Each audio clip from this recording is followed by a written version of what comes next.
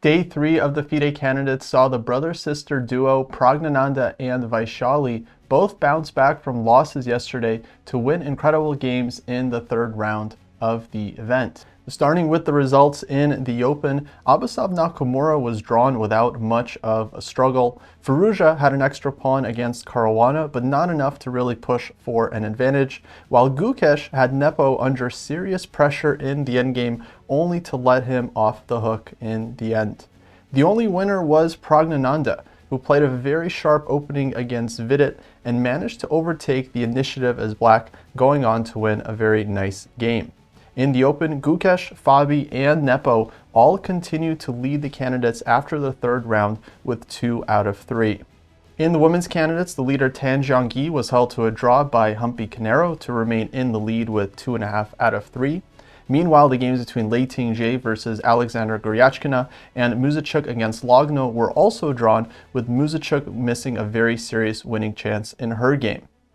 The only win was scored by Vaishali, who played a very nice attacking game against the other youngster in the field, Nurgul Salimova. Jumping into the games, Nijar Abasov decided to go for the Slav exchange against Hikaru Nakamura, and there wasn't really much of a fight in this game. Naka traded off the light-squared bishop early on, traded off White's other bishop to get 2 knights against the bishop and knight position, but this one was very, very solid throughout, as both players ended up trading all the pieces off here on the c-file. Knight e2, the rooks got traded after rook to c1 here, and pretty soon the queens got traded as well, with neither player really looking to risk in this game. The two sides then repeated moves very quickly, and this endgame was immediately drawn. Going to the game between Firouzja and Caruana, there was definitely much more of a fight in this one.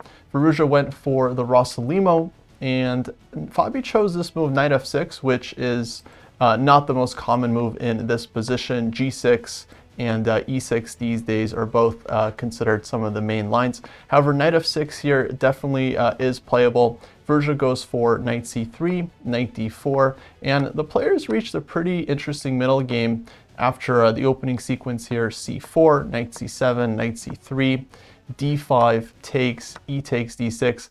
Black has the bishop pair, but after d4 and castles, White has more space and a bit of a lead in development. And in particular, Black has to figure out how to develop the light-squared bishop and, of course, how to get the knight on c7 back into the game.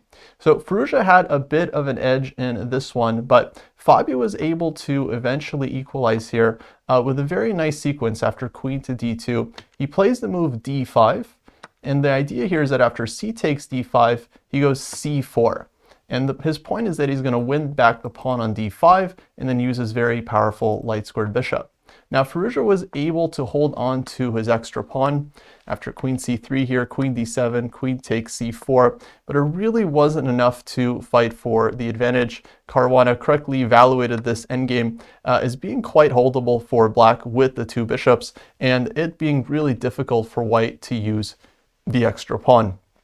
Bishop e4, d5 was played, a6, and eventually the 2 sides traded rooks here after bishop e6, rook a7, rook a8, takes. White keeps the extra pawn, but there's really not much White can do in this position. Black's 2 bishops are very, very strong. If White starts pushing these pawns on the queen side too quickly, Black's rook can come in and create some very serious counterplay.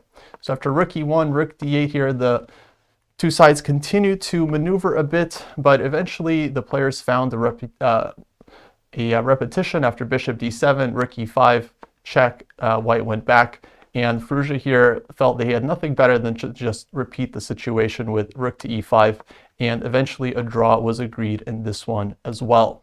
Moving on to the game between Gukesh and Nepomniachtchi, this one started off as a Catalan, and here Gukesh ended up getting a bit of pressure as White, as the 2 players, they reach an endgame early on here after e4, knight c3, knight c6, bishop e3. Nepo decided to trade queens and bring his knight into c4, but Gukesh managed to get a bit of pressure here after bishop to c1, e5 is the threat. Nepo played f6, rook fe1, rook b8, and the problem here for Black was that it's just difficult to develop the light-squared bishop. Bishop f1 was now played, knight to d6, knight to b5. This first part of the game, I think Gukesh handled extremely well, and he soon had quite a serious advantage, at least according to the engines. b5, knight to c5, takes, rook to c1. Nepo decides to give up the bishop pair as this knight on c5 is just way too strong. And again, this bishop on c8 is a real problem for black.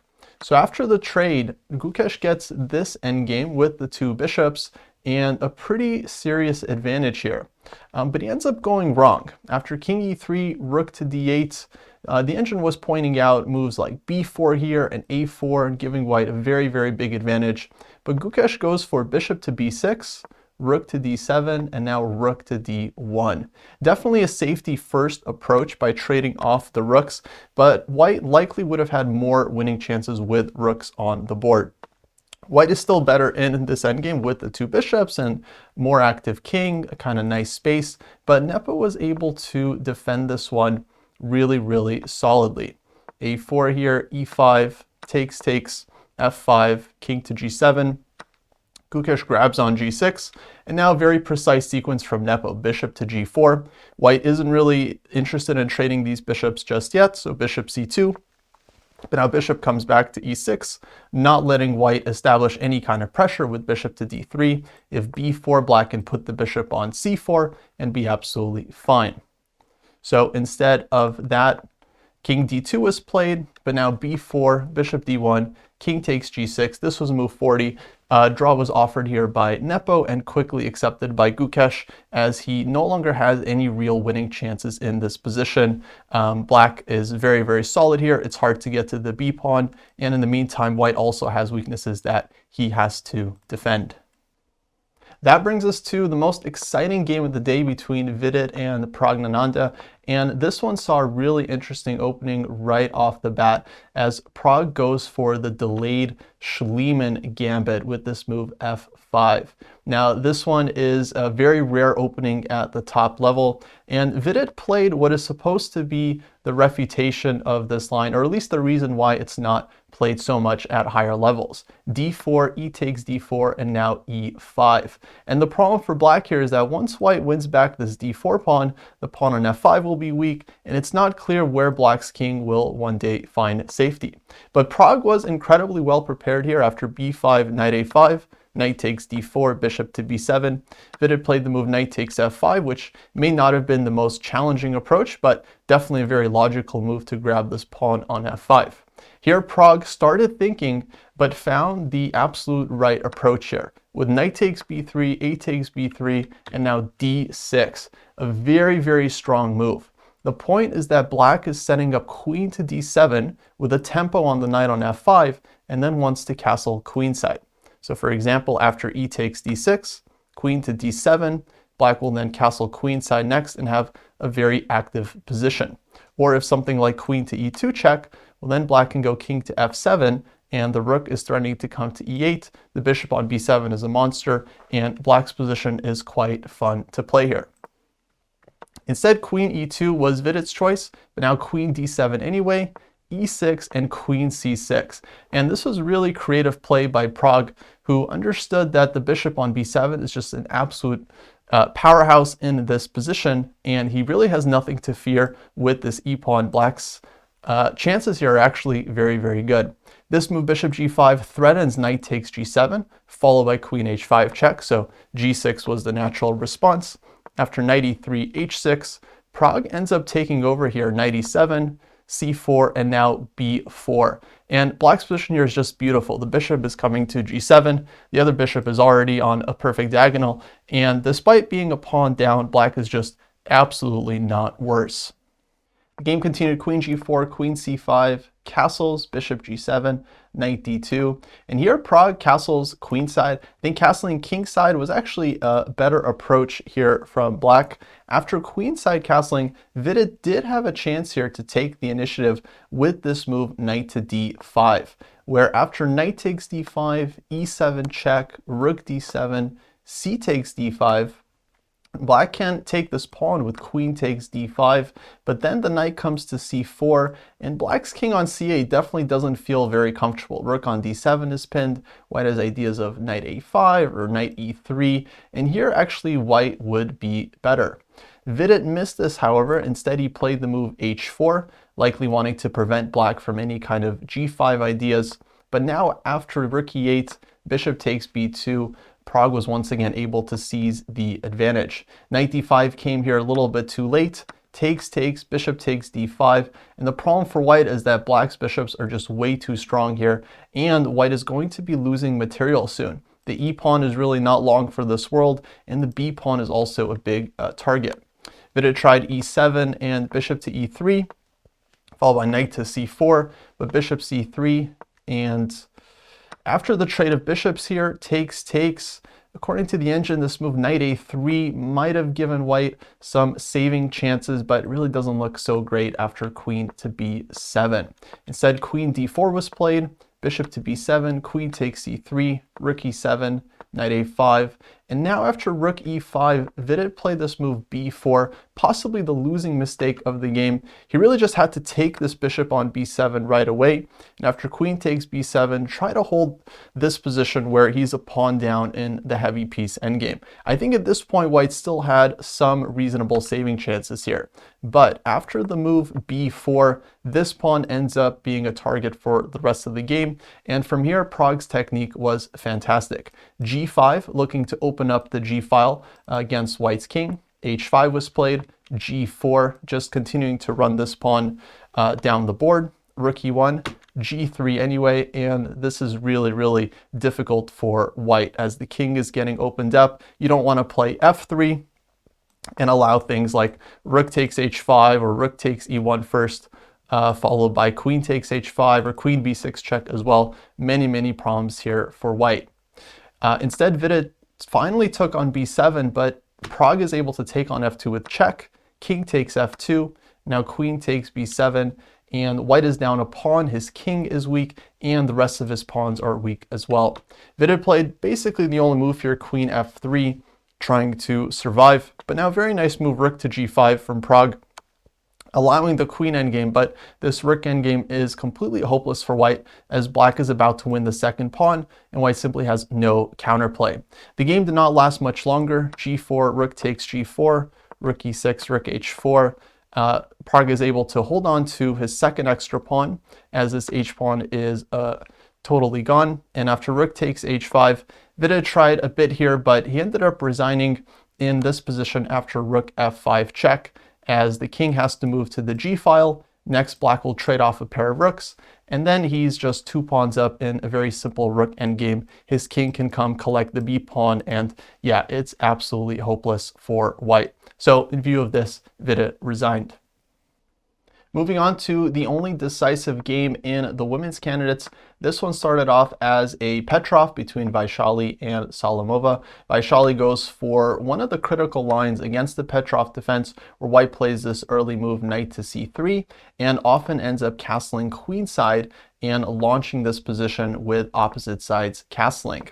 Here after knight f6, bishop to d4, bishop d7, h4, Vaishali started the attack, rook e8, knight to g5, h6, and now bishop to d3. Very typical idea. If black takes on g5, then after h takes g5, this is just going to be a very dangerous attack for white along the h file. So this is basically unplayable for black. Instead, Salimova played the move knight to g4 after bishop to d3. And here Vaishali spent a ton of time and went for a very interesting sacrifice, knight takes f7. Now after king takes f7, bishop to c4 check, the king dropped back to f8. White played the move queen to d3 with the idea to infiltrate with either queen h7 or queen to g6 and looking for all kinds of mating ideas, with g7 hanging, queen g8 check in the air, and so on. Now apparently the only defense here for black was the move bishop to f6, with the idea that you can meet queen h7 with bishop e6. The problem for black though is after bishop takes e6, rook takes e6, queen f5 would allow white to win back the piece, keep an extra pawn, and likely some advantage. However, this is what black had to do. Salimova tried bishop to g5 check, and now Vaishali definitely could have taken this one. After queen takes g5, king to b1, white would have a decisive advantage here. But instead, Vaishali decides to just move the king over, leaving black in the same uncomfortable spot that she was in before. Once again, bishop f6 was the only move, but Salimova, I guess, decided against this one. Instead, plays the move knight to e5. But after knight e5, bishop takes e5, white is winning the piece back anyway. If d takes e5, white can come in with queen to h7, queen takes d7. White has a bunch of moves there. Bishop f6 was instead played, but now white's a pawn up, and Vaishali found a very nice knockout here. Bishop takes d6, check. C takes d6, queen takes d6, and now queen to e7. If rook e7 was played, then queen d5 essentially ends the game, as black just doesn't have any good defense to queen g8, check. They can go rook to e6, but then queen takes d7. White wins back the piece with a couple of extra pawns. That's what ended up happening in the game. Queen to e7, queen takes d7 is played, and after takes, black tried to defend here, but it was simply too many extra pawns for white in this endgame, and Vaishali went on to convert in just a couple of moves here, with Salimova not having any chances to save this one. After rook e5, bishop e6, a4, the game was resigned. So with that, that takes us into tomorrow's round 4 as the tournament continues to absolutely heat up. We're definitely due for a lot more excitement and drama in the next coming rounds. So hopefully I will see you in the next recap. Until then, take care.